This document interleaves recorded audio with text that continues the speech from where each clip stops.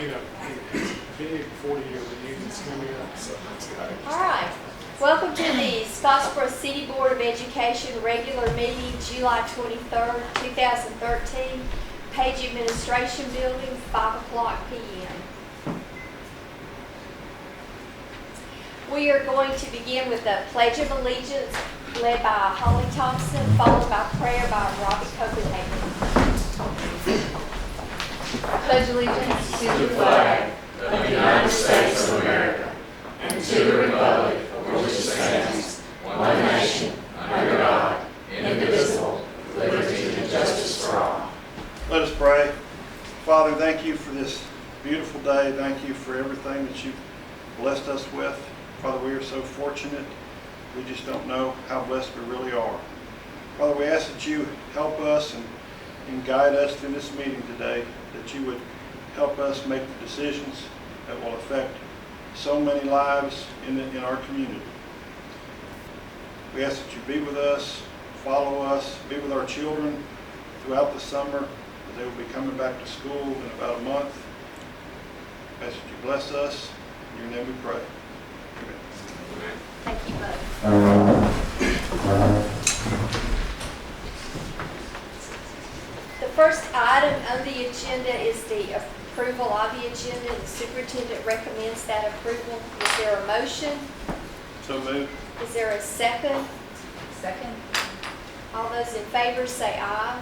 I have discussion on Discussion, okay, I'm sorry. you're talking about the agenda or the consent agenda?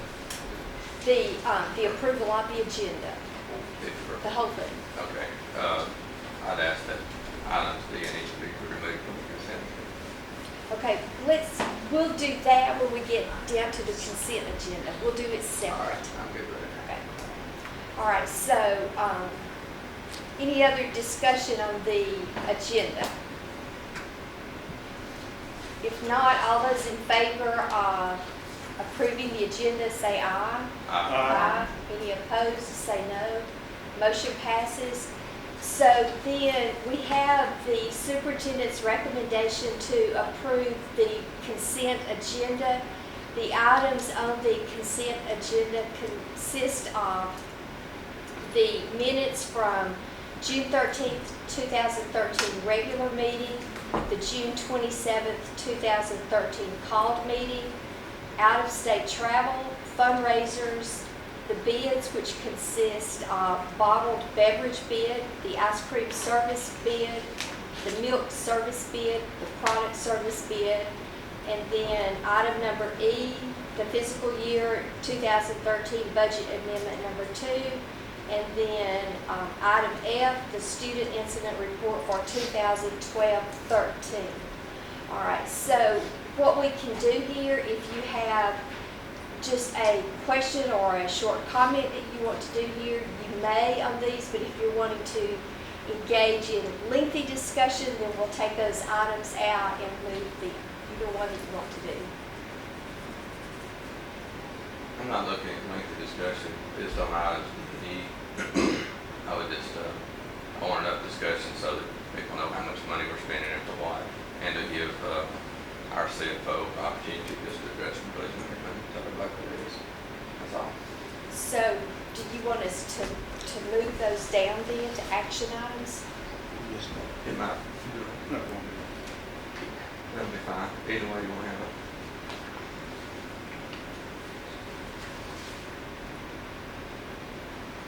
All right, so I'm going to take those down. I'm going to put bids down on action items.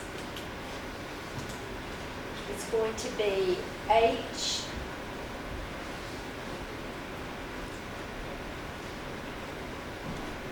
and then E, the fiscal year 2013 budget amendment.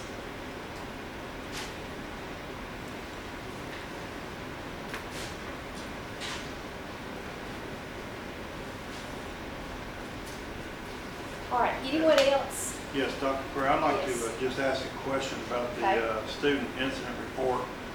And I don't know who I need to address this to, Dr. Perry, I guess. In looking over all the the reports from each school. And we've had an assortment from assault to theft to weapons to you name it. And there's one category that nothing ever falls into, and it says reports to law, or report to law. When is the case or something that would happen in the school that you would actually report it to the law? Because of all the reports that were done for this last year, none of those report to the law.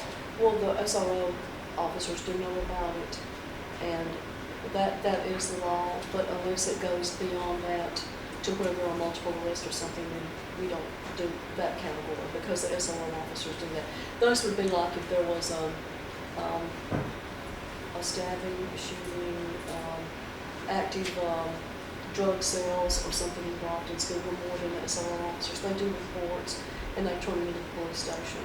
But that's We had that's why. selling of drugs, we've had possession, we've had assault, we've had theft, we've had everything, and I just. What you see like on assault might be one child hits another one, you know, and they are able to stop it, and this OSS, out of school suspension, is what's done, and they do a report on those. Most of the ones that you see, like, I think there was one in elementary school where you saw that said a weapon. It wasn't a weapon, it was like a toy gun that was taken on a bus, but the child was, you know, sitting home for part of the day and understood, and those are things that wouldn't get to the police department, but the SRO officers always investigate.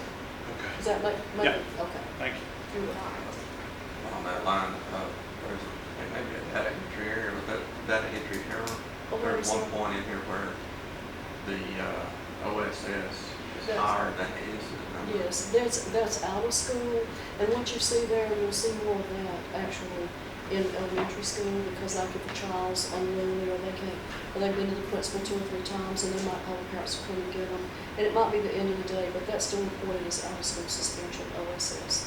It's not like where they're suspended from school for 3 days. That's that too, but you'll see actually more OSS, minor things, when a principal calls a parent or a child's crying all day and kind of defiant, and they'll just call them to come get them and take them home for the rest of the day and bring them back tomorrow. That's an OSS. I'm saying that if the OSS number is 16 and the incident number is 11. And what numbers are that? How do we get more out of school suspensions when we have incidents this fun? Oh, now that's a good question. I don't know, I didn't catch And that. maybe No, that's a great error, that's question. what I'm saying. I don't know. And what you see at the bottom, let me turn to where you are just a minute, let's see. So I can answer. 48. I'm going to give you just a second to get to that. 48. Page 48, okay. Okay, if you'll see like Alvin High School, if you'll see a summary at the bottom, there's one school and I caught the summary, like the incidents didn't match the others. Like for this one, if there's 40 here, then everything else should add up to 40 and it didn't. And that may be what you're talking about. There was an error somewhere where it was coded and it shouldn't have been. It may have been on the wrong school. Mr. Hancock does a great job. The principals put it in and he does a compilation, but with all of these numbers in there, it's easy sometimes to put it on the wrong one, so that may be what happened. But it shouldn't be. It should balance. Each of these categories should balance, and the total should balance the numbers at the bottom. But that's a very good question, and I went over all these, and I remember seeing one where there was like maybe 3 different. There was a total incidents at the bottom, and when you started adding up where they were, like all school, all city, corporal punishment, or whatever, it didn't match. So that was just an error somewhere. All right, anything else?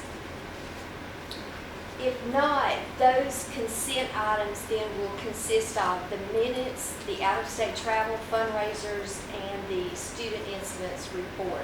So is there a motion to accept those items? So moved.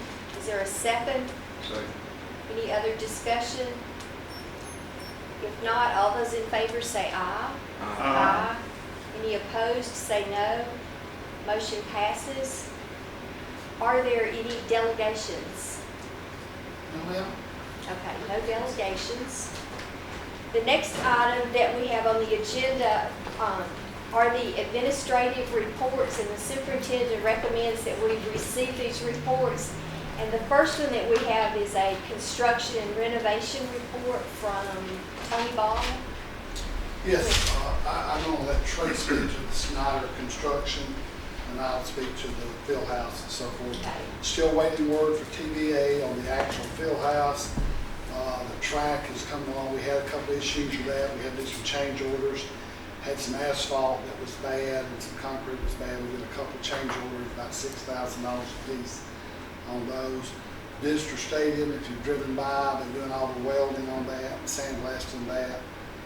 Now through, the plan is the track will be finished with surface, and the visitor bleacher will be finished before the first football game.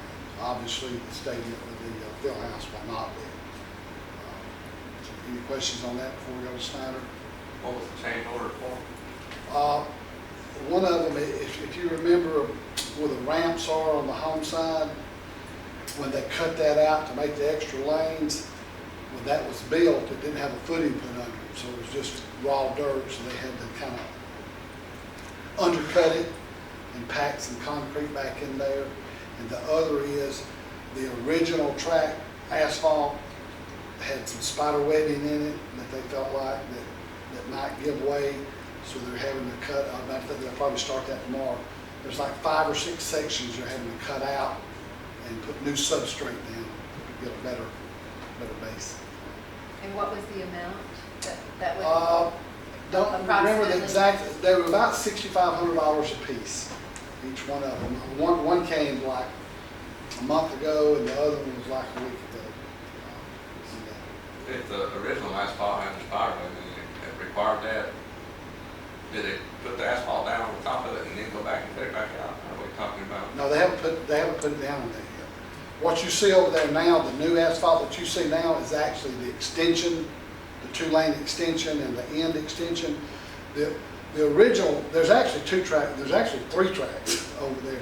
There's the cinder track under it, then there was an asphalt track over that, and another asphalt track over that. They talking with Rob, then one of the options was to demolish the whole thing back down to gravel. Obviously, we didn't want to do that. And the other was to do this patchwork around there. If it was going to be a road bed, cars on it, they would probably want to take out the whole thing. But it's, the heaviest thing on that's a gator, pretty much. I was looking at if you go down to the southern or southeastern corner there, where the lawnmower building is, it looks like they came around and sloped that off all the way around to about that building, and then there's the stopping point, and then it goes back over to the concrete, and it looks like it started again, and the curbing's all done.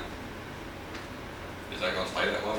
I know where you're talking about, and I don't really know the finished product, Mr. Eustace.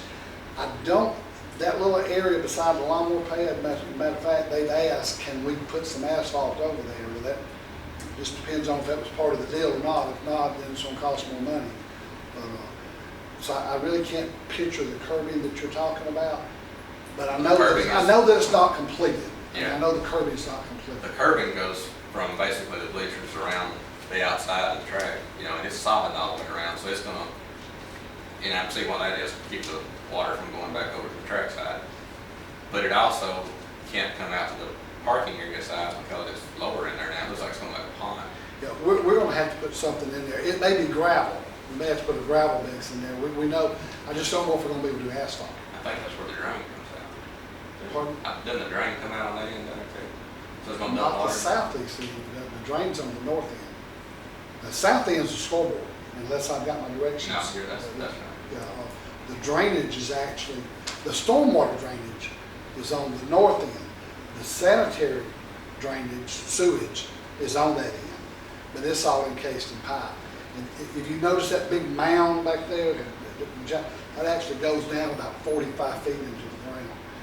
And that's where all the sewage and stuff will go. Just kind of think of a septic tank. It's not really, but that's kind of what it is. And it will be force-fed through a 2-inch line all the way down the woods behind the visitor side, tie into the city's main sewer under a force feed, under a pump feed. all of that's gonna be done. As a matter of fact, that's actually operating now. That drainage thing, they've opened that back up. So Now, it's how just- involved is the surface manufacturer, the track, the actual track surface? He's been on board with everything. So they've he done. knows We've all of asked- this, We've and asked he's that been, question. everything's meeting his specifications for this and this. Sure is. Okay, Trey Roundtree with Snyder Electric here is going to kind of give you an update on where we are on that stuff. Lighting, we have completed the lighting in all schools and buildings other than the junior high.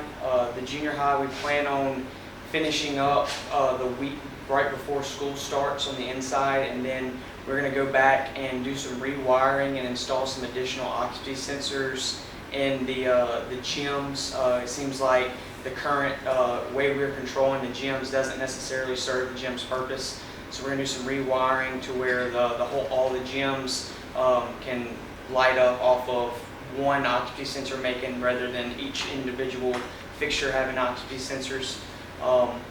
The building automation system, currently we have everything completed other than the high school. However, we are still in the functionally testing process. We still have to functionally test the system to make sure the kinks are getting out. Right now we're scheduled to complete that the second week of September.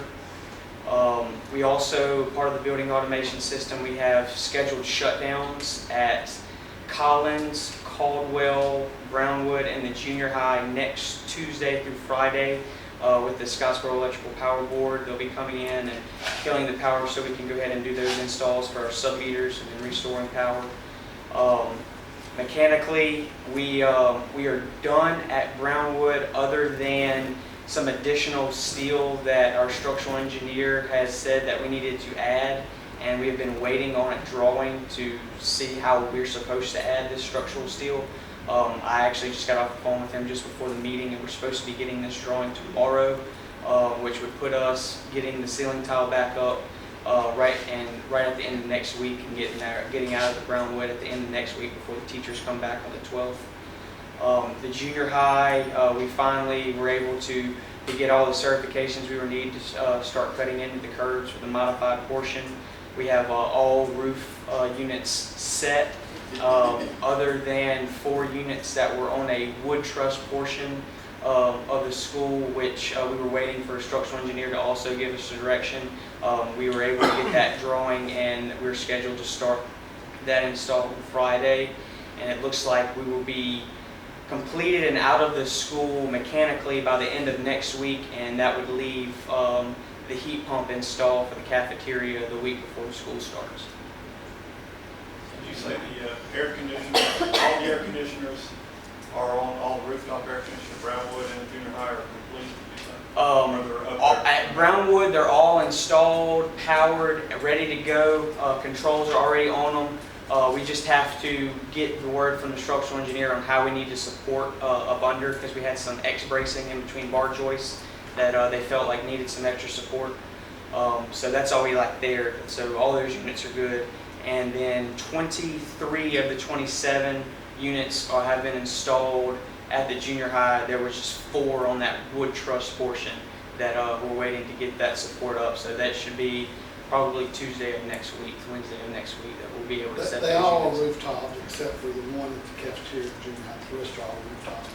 And this may be a question you can, on the boilers and all those chillers, have they been already removed or they're gone? It's gone at Brownwood. The junior high, we're getting rid of the boiler, chiller, and cooling tower that's outside the cafeteria. However, we're scheduled to do that the week before school starts, just to allow air conditioning as long as possible before we can officially cut over to the new rooftops. We're still using the old system in both places. More junior high is the only one that's still got the stuff there. Nelson's is gone, Carter's gone, Brownwood is gone. Some of those things had asbestos that we know about. They got it certified, had it remediated before. Do you have an estimated time of total completion now that you're this far into it? Total completion would be right now the 3rd week of September, is how we plan on to get everything functionally tested, and then hopefully have our what we call our pass handoff with y'all when our past performance assurance team comes out sometime in October, and we'll schedule that when the time comes with y'all, whatever works best for y'all. Thank you. Trey, is this monitoring screen out here reporting any data for our school system yet? It is. That is part of the solar learning lab portion. And what that is we have panels installed at Collins Elementary, and each of the schools, including the administration building, have a monitor that monitors the panels at Collins. And it's used for, teachers can come in, and it's kind of has gauges, kind of like your cars and graphs, and it'll show you how much CO2 emissions you've saved, gallons of gas, how many trees you've planted per the CO2 you've removed from the air, things like that. Okay, thank you. All right, our next report is coming from Becky Smith on salary schedules. Yes, Mr. Austin had spoken to the board last board meeting, and the board in turn asked me to review the salary schedules. And I've gone back and looked, and as you know, when we made changes last year, what we were trying to do is bring our support personnel in line with state averages because we were way behind. So I've reviewed the salary schedules, and we're now at or above state averages for all of our support personnel. Specifically on our custodians, the state average for 2012-13 was $21,325. Our 12-month custodian salaries range from $22,120 to $25,917. And we also have a few 10-month, and theirs ranges from $19,000 with no experience up to $22,353 with 8 or more years. So we are in line with state averages. Are there any questions for Becky? If not, we're going to go to the next report from Vic Briggs, the Caldwell Elementary landscaping plans. Thank you for the opportunity you gave me to Caldwell. Appreciate that. And I want to say thank you to Mr. Luce and Mr. Green. I know they're both retiring, but they have been a tremendous help to me. And I just want to say how much I appreciate that. The crepe myrtles that came from the football stadium have been planted over at Caldwell, and thank goodness to the cool summer and the wet summer, it looks like every one of them are going to make it. We decided that the best place to put them, would be across the drainage ditch down there. That's some of the best soil in the place because the rest of the soil is basically chert and red clay, and it's hard to grow anything in that. What we're hoping that will do is we want them to grow. I really don't want to trim them. I want that to be a natural green privacy fence for our children while they're playing on the playground is what I want that to do out there. And everybody can enjoy the color as they're playing on the playground or traveling up and down Scott Street. I want to thank Mr. Ball and the maintenance folks for getting those over there and getting them planted. They did a good job getting the water out of to keep them going while they were first starting. And I also want to thank Mr. Tim Allen over at Tim Allen Rents. He donated a small track hoe for them to use to dig all those holes, and he donated that to us for 2 days to use to get that done. So thanks to all those folks for making that happen. I'm not exactly sure whose idea it was to get those over there. We had the 3-day mystery. We had the 3-day mystery crepe myrtle at the school because it was pouring down rain the weekend they were moving them, and I went over there Saturday to pick up the mail, and as I pulled up, I thought, there's a crepe myrtle out there by the sign. And we did not know until Tuesday afternoon where the thing came from. So we once it dried up, we got everything down there. So thank you for that. Fortunately, the fellows who were planting that for us had the most wonderful intentions, but they came very close to rupturing the water main when they planted it without checking. So I immediately called the utilities to have them come locate all of our gas, water, sewer, other utilities, so we find out where those are. We know where those are now. So when we decide to plant some other things, we'll know where not to dig. But right now is not the time for us to be planting things. In the middle of the summer, the heat, this is not the time for us to do that. We're planting. I had back in actually before everything greened up in the spring, I had Mr. John Black, one of our retired ag teachers, Mr. Talmadge Butler, also one of our retired ag teachers, come by. They took time. We walked around the entire campus. They gave me some wonderful ideas of some plants that would look good. They're low maintenance. They'll be colorful at different times of the year. So they gave me some wonderful input on that. I talked to Mr. Hardman, he could not make it that day, also one of our retired ag teachers. Mr. Benson, of course, he has classes. We don't, I had to run into the issue transporting students back and forth to work. He has other responsibilities other than the classroom, but he is all for helping us plant and grow whatever he can in the greenhouse to give us whatever plants that he can help us with there on that. I talked to some other principals about what they've done at their schools. That worked well, it didn't work well. And also, doing our school safety plan this year, some things that we had thought about doing. I'd been in touch with the folks at the Thornhill Christmas Tree Farms. They were going to help us with some things. After going over our school safety plan, maybe we don't need to put some of those bigger Christmas tree type plants right next to the building. That would be a good place for somebody to hide, maybe to have some ill intent. So we don't want to do that. So I've had to change some of those things. But we want something low maintenance and colorful. I really wish we had more trees, but trees don't happen overnight. There's one beautiful oak tree left out there on Market Street. The others died due to the construction and so on. It takes a while to get big trees like oak trees and maple trees going. We can do, so there are a few smaller trees out there, a couple of cherry trees, a couple of maple trees. So as far as the tree part, we want to get those out so we can have some shade for my grandchildren, your grandchildren, great-grandchildren to enjoy when they're in school there. Go out and read, on a nice day, read out under the trees and that kind of thing. So that doesn't happen overnight. So we're looking at those kind of things. We're not going to be in a hurry to do these things because I'd rather us take our time, be slow. Let's try to do it right as we do it the first time, because it's a lot of work and a lot of effort and a lot of money to have to go back and tear some of those things down and redo it. And like I said, the soil for the whole school there, except down by the drainage ditch towards Scottsboro, is very poor soil. You've been there since the school started, opened in '06. There's still some places that are not completely covered with grass. So the soil there is very poor. So it's going to take a little work to get that done. But a lot of people have approached me about helping. They're all for it. What can we do? And I appreciate that. But I think we need to take it slow and let's try to do little things at a time and don't rush in to do those things.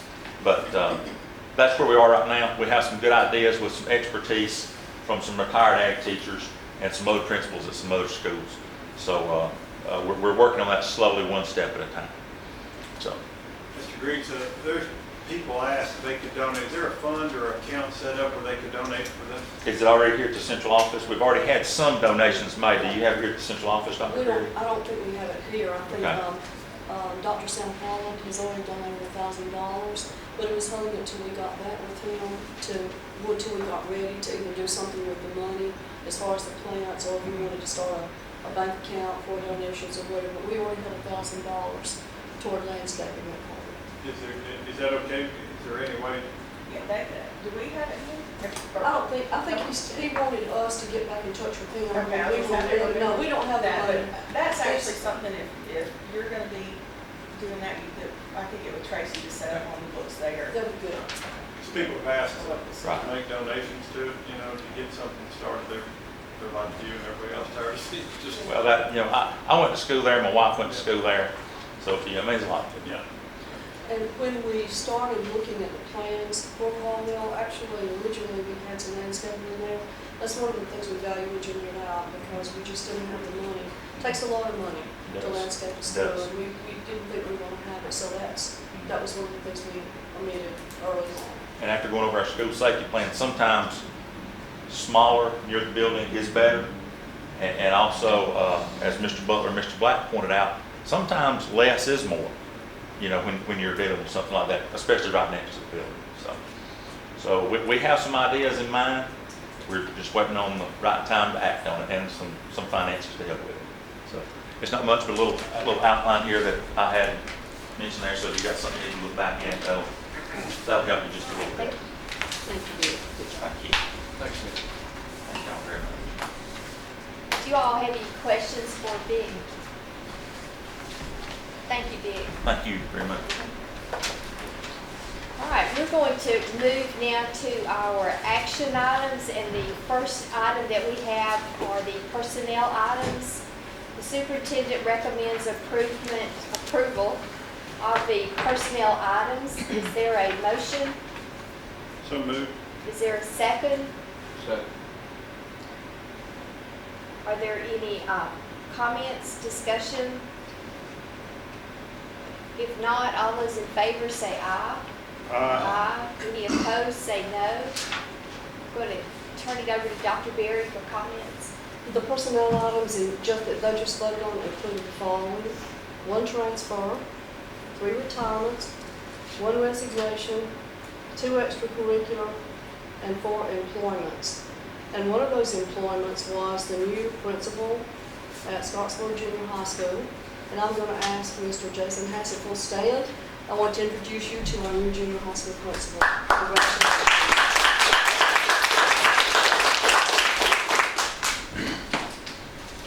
Congratulations. The second action item that we have is for volunteer coaches, and the superintendent recommends approval of the volunteer coaches for 2013-2014. Is there a motion? Is there a second? Second. Is there any discussion? If not, all those in favor say aye. Aye. Any opposed, say no. Motion passes. Second item, job descriptions. The superintendent recommends that the board receive the job descriptions for maintenance supervisor, maintenance assistant supervisor, and maintenance worker for board action at the August 2000 board meeting. And we each have copies of those included in our packet of information. The second action item is a resolution. The superintendent recommends approval of the resolution authorizing the issuance by the Board of Education of the City of Scottsboro of its capital outlay pool warrant, Series 2013, dated June 24th, 2013. Is there a motion? So moved. Is there a second? Second. Okay. Is there any discussion? I think we need Becky or Mr. Kinnaman or someone kind of explain what this is, since we are borrowing some money, but what the end result will be. This is a bond issue that the state of Alabama did, and it's related to BRAC, and we were eligible for $489,000. So we'll be borrowing $489,234 and paying back half of that plus interest. So our total debt service will be $342,000 over 20 years. And this can be used for building of public school facilities. So our net in the end is, we pick up, what is it, 100,000? After you factor in the interest. All right. Any questions, discussion further? All right. All those in favor say aye. Aye. Any opposed, say no. Motion passes. The next item will be changes to the policy manual. The superintendent recommends approval of the changes to the policy manual. And those changes are for the adoption. One is adoption policy G2I, little letter I.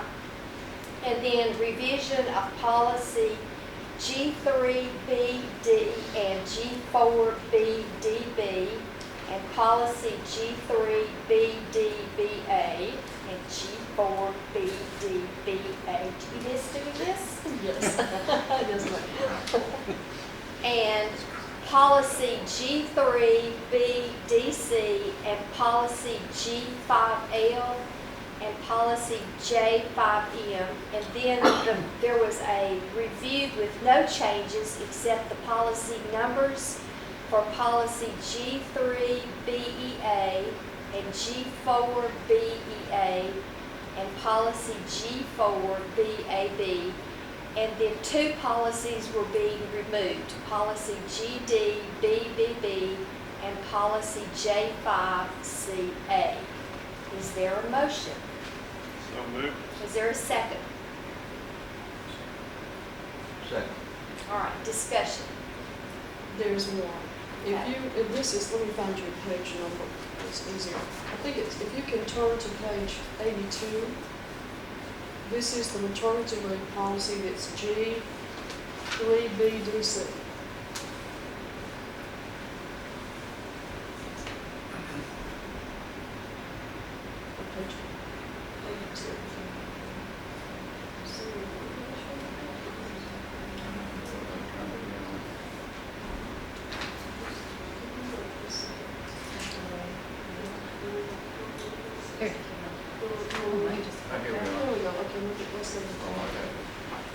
pages ago. Just keep going down to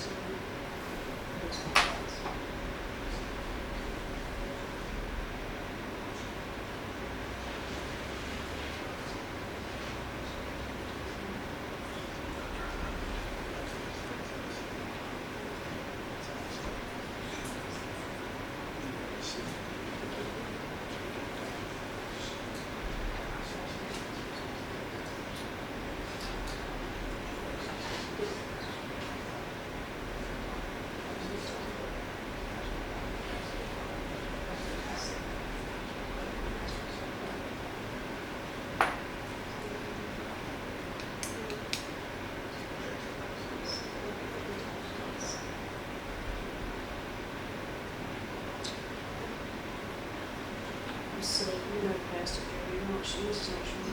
It's not sure. Yeah. It's down there, okay. Down here. Where's this different? Well, there it is, right there. We got it now. Okay, if you look at number 2, extension of maternity leave extension of maternity leave shall not be granted for more than 2 years. That should be for more than 1 year. What we do with maternity leave is we grant it for a year, and then at the end of that first year, if someone needs it extended with a doctor's letter, then we can extend it for another year, but it's a total of 2. And the way this reads, it sounds like it's a total of 3. Like an extension is for no more than 2, when actually the extension should be for no more than 1. So you need to change the 2 to 1, and it'll be right. So we can go ahead and approve it with the understanding that that's going to be correct. Yes, it'll be correct, it should be there. Okay. Any other discussion? I have one. All right.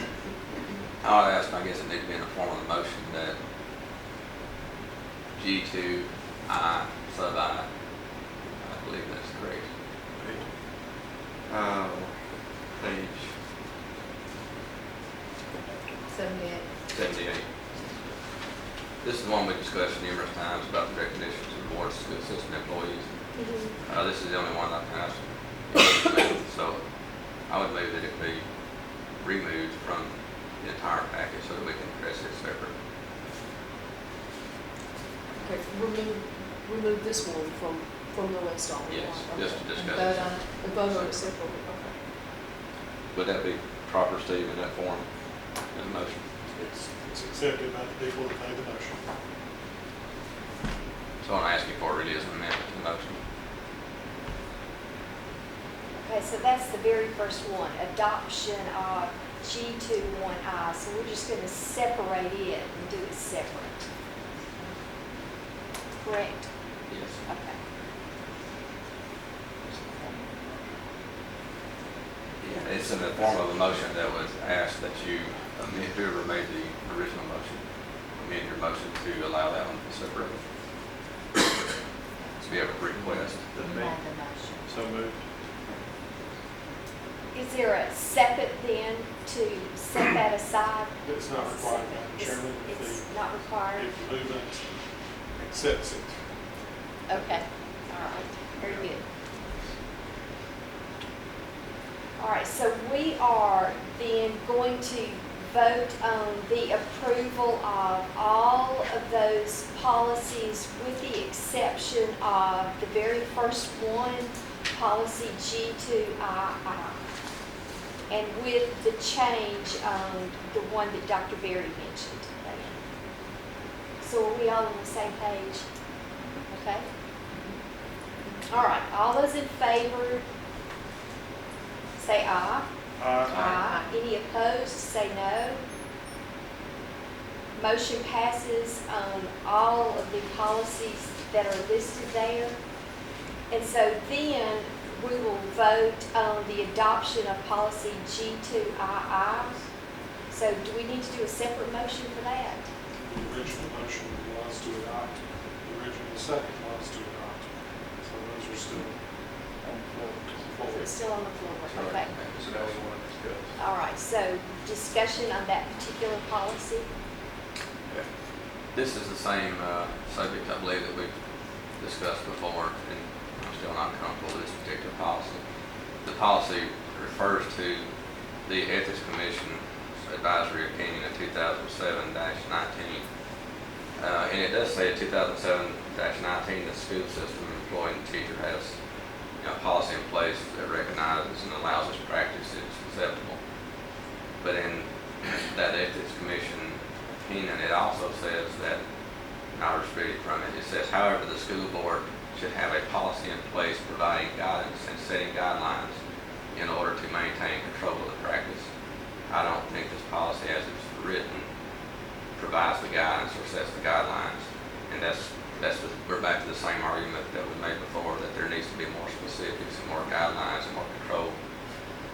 We could do this, but what I'm afraid of is an employee will take this basically as, okay, it's all right for me to accept the prize now. And still not realizing that if you accept the prize, even though we passed the policy, if you accept the award and it is found to be in violation of the ethics law, that particular employee is still guilty of the crime. This will not relieve them from that liability. And it may not ever relieve them from liability. But I think as vague as this is, it certainly leaves a very dark gray area there for them to travel down if they do this. And I think there may be some belief that it would put the liability on the board and not the individual. And there may be some liability for the board. But, and Steve, you can correct me if I'm wrong, but the liability to the individual is a criminal liability. The legislature, when it changed certain ethics laws last year, the year before, went through and did some awful silly things. They basically made it illegal for y'all to get a ham, for a teacher to get a present for Christmas, for all kinds of things that had been traditional practice changed. I, for example, started not accepting any presents at all. I used to give, you board members one of you board members may remember, I used to give Christmas ornaments to the city council and the school board members at Christmas time.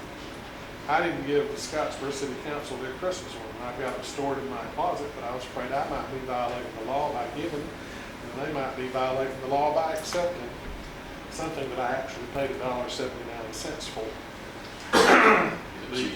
The legislature went back and tried to change it, but the legislature, unfortunately, is not clear about what they want when they address laws. This is a situation where the Alabama Association of School Boards has an opinion. The Ethics Commission at certain times and places has an opinion. And the Attorney General of Alabama, depending on who you talk to that particular day, that particular time, might have a slightly different opinion. So it's gray. It's gray. The board has to have a policy, according to the ethics opinion decision, to even give any semblance of legality to these kinds of things. If I were an employee, I'd be very careful before I took it. You'd be very careful what? Before I even took anything, just as a, like I say, if y'all chose or wanted to give me a turkey instead of a ham this Christmas, I'd refuse it, or I'd take it over and give it to charity. It's something you need to be careful of. The board has to have a practice policy according to that opinion for there to be any semblance of legality. What they actually meant in 2008 about following the however, I don't know. I don't know if that's what they would say now, because we've had the changes. And I didn't address the changes. In 2011, it got even tighter than in 2007, and we're somewhat basing this on the 2007 opinion, which I think we really don't comply with. 2011, it got even tighter. And then in 2012, they loosened it back up. Yeah. So we don't know where things are. It's gray.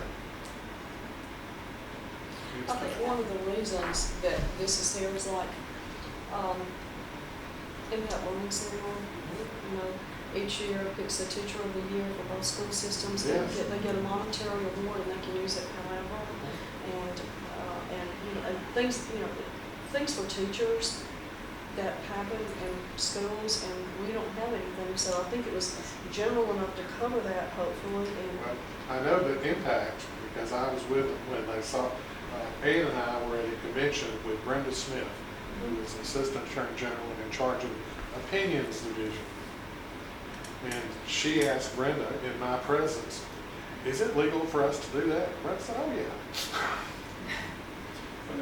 Now, is it in writing? No, but was it done at a state bar convention a number of years ago? Yes. And she's still the person in charge of those things. It's gray.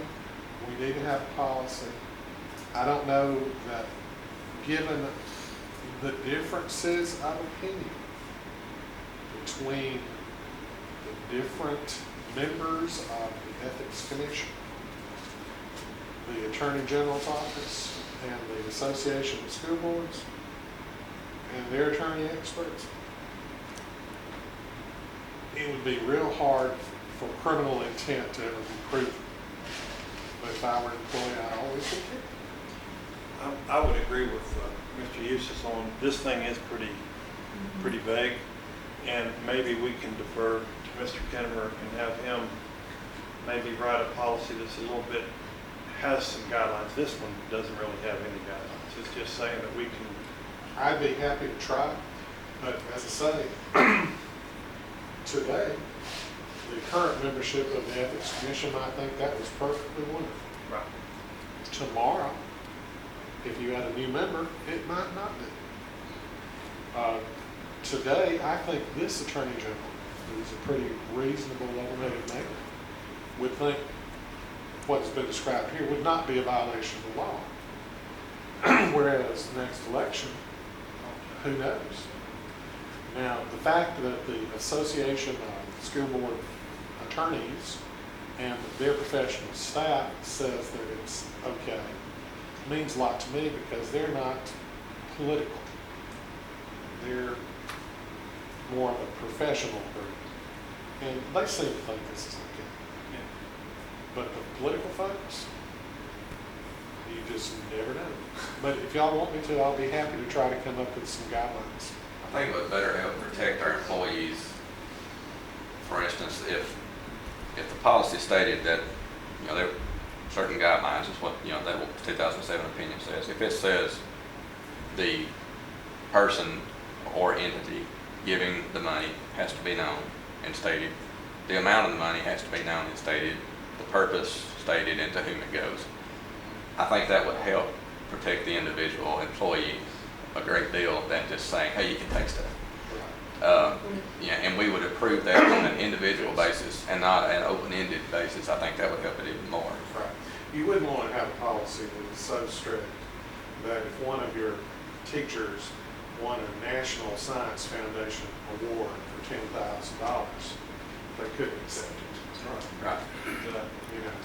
Yeah, and I'm not even saying that it, you know, would need to be limited. Perhaps it does need to be limited, but I'm not even saying that at this point. I'm saying that the policy, but it needs to reflect that certain disclosures be made so that they are publicly known, and therefore it doesn't appear that the intent was to somehow escape the ethics law under the table. So if you did those things, then the disclosures would be publicly known. Everyone would know what the teacher is doing or the employee is doing. It would come before the board. And if anyone had an objection to it, they could make it at any time.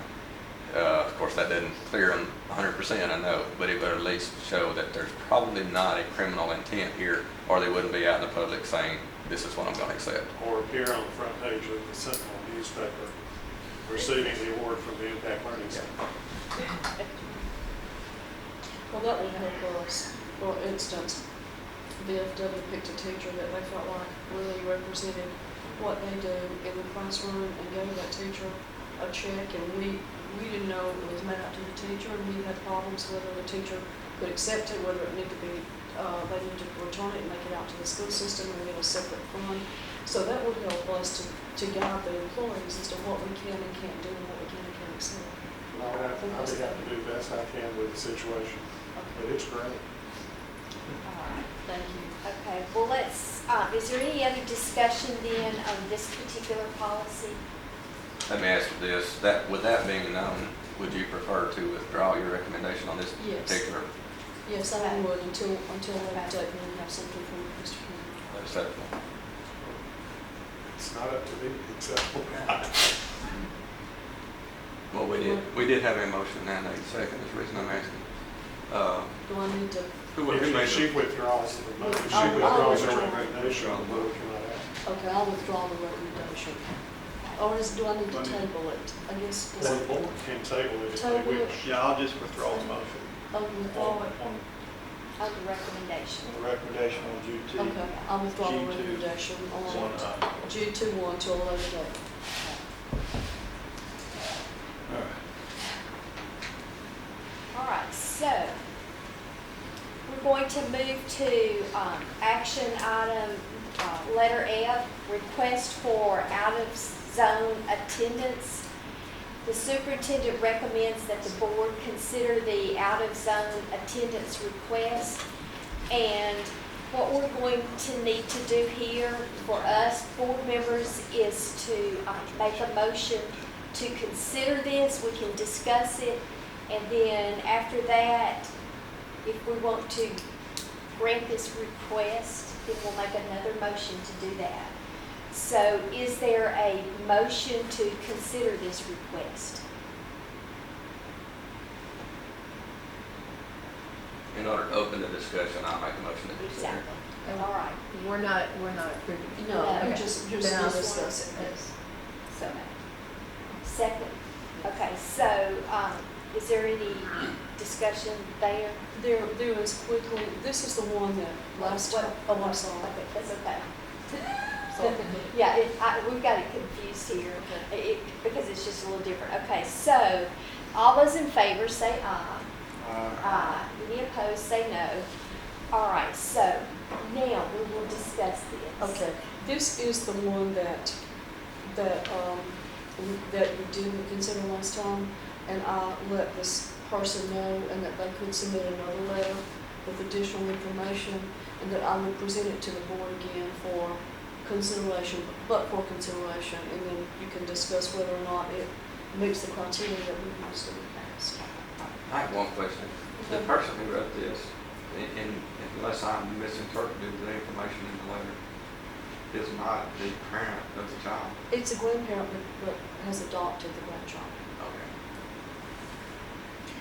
Okay. I guess one of the problems I have is the reasoning for the first letter we received is different from this particular reason they're given. And the child is wanting to be put in two different locations. The first letter we received, the child was going to be taken to another location, and now this letter, the child is they're wanting the child to go to another location, which doesn't make any sense to me. So, I'm really confused over. And neither of these is what that person shared with Tony's back there, with Tony and me at the end of the kindergarten registration, and I think she talked to us. This is not the same. We have to look at, if we grant this, which I've been on this board for 20 years and we've never granted one.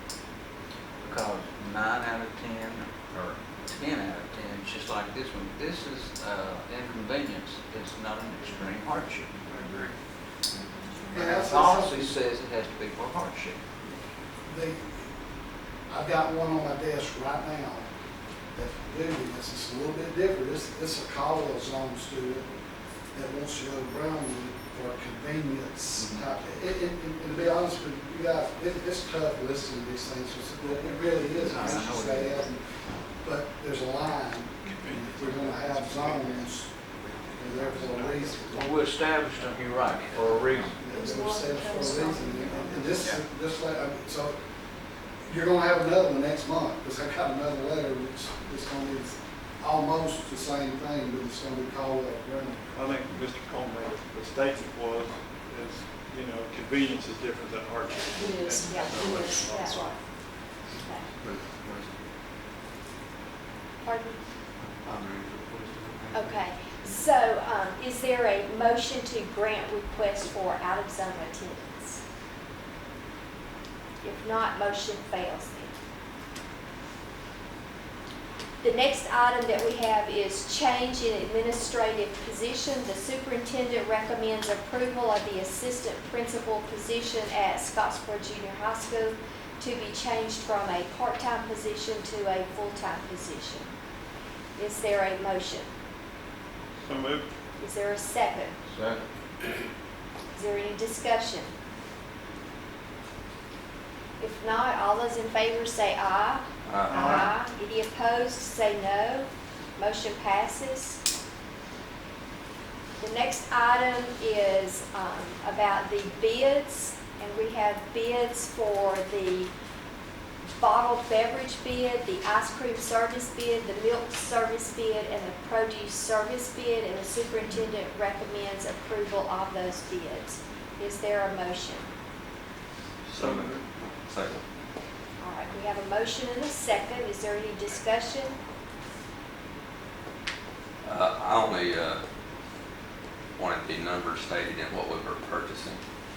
You know, we spent a lot of money on things recently, and I think it'd be good to let people know we're buying food and not concrete. I think most of these won't be put in the newspaper as they normally do. Yeah, they're in the paper. You just want to quote out the. Yeah, just quote the numbers there and what we're purchasing. Okay, I'm trying to find you just a minute. Ms. Rogers, Melvin Rogers, was sick and had intended to be here to answer questions, but she was sick today and had to leave before the day was over, so. I can tell you the milk service bid, I got it right here. Okay, and I'm still scrolling, so go ahead, Mr. Eustace, if you want to. On page 30, the milk service bid is buying Flavor, well, the two, Flavor Ridge and Mayfield. $90,000 for Flavor Ridge and $85,000 roughly for Mayfield. And I don't want to misstate her words, so I'm looking for her actual statement here. I'm recommending the bid for milk service be awarded to Mayfield Dairy Farms for the 2013-14 school year. And that is the cheaper, which is the $85,216.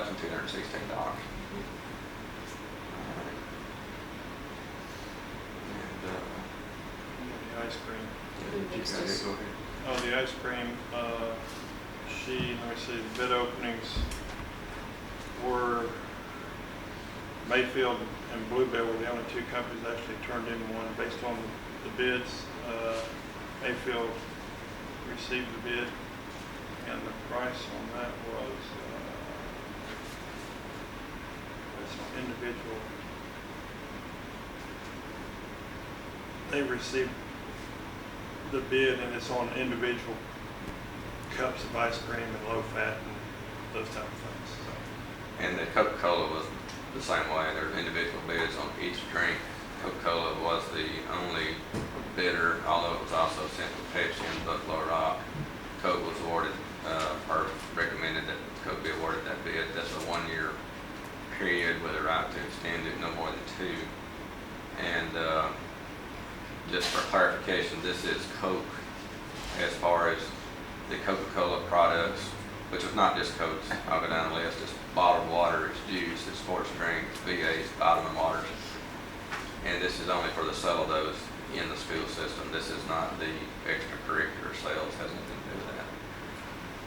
And on the produce, what she told me today was that there's so much from fruits to vegetables that what she did was she took bids on things that we use the most, that kids ate the most, and so the ones that submitted bids were Forestwood Farms, Quillen Produce Company, and TNT Produce, and TNT Produce was the one that was the low bidder on all of these, and that's the one that she recommended.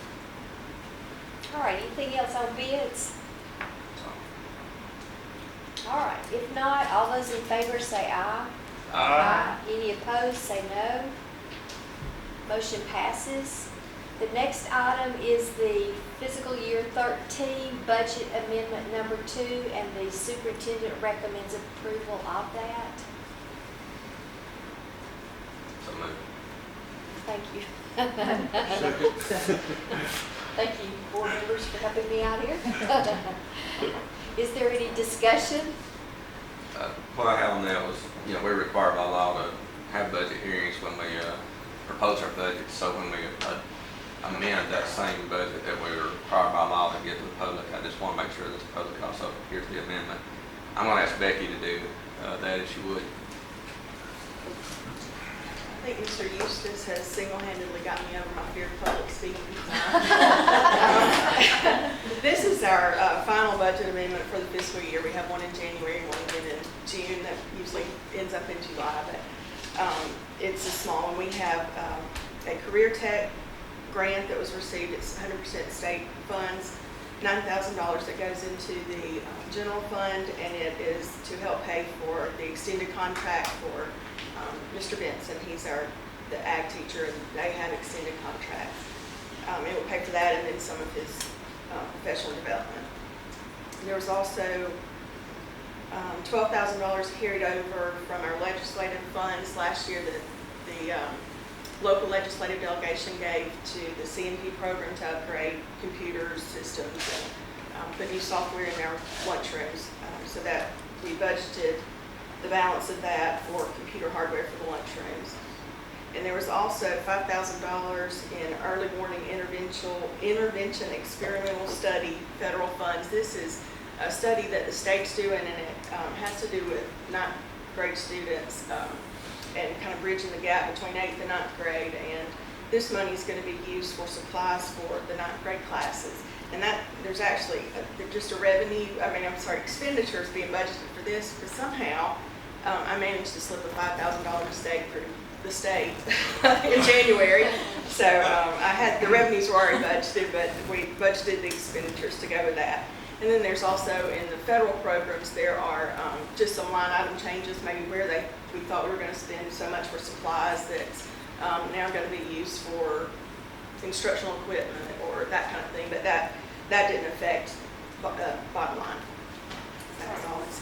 And when you say the legislature gave us special appropriations, what they actually mean is they actually allowed us to have some of our own money and didn't hold back as much as they did. Yeah. Okay. You got that off his chest. All right, all those in favor say aye. Aye. Any opposed say no. Motion passes. The last, or the next item that we have will be the superintendent's comments.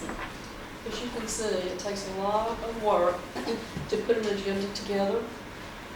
And I want to thank every department here that works on it, and Dawn that spent so many hours revising and changing and making sure that we get things right.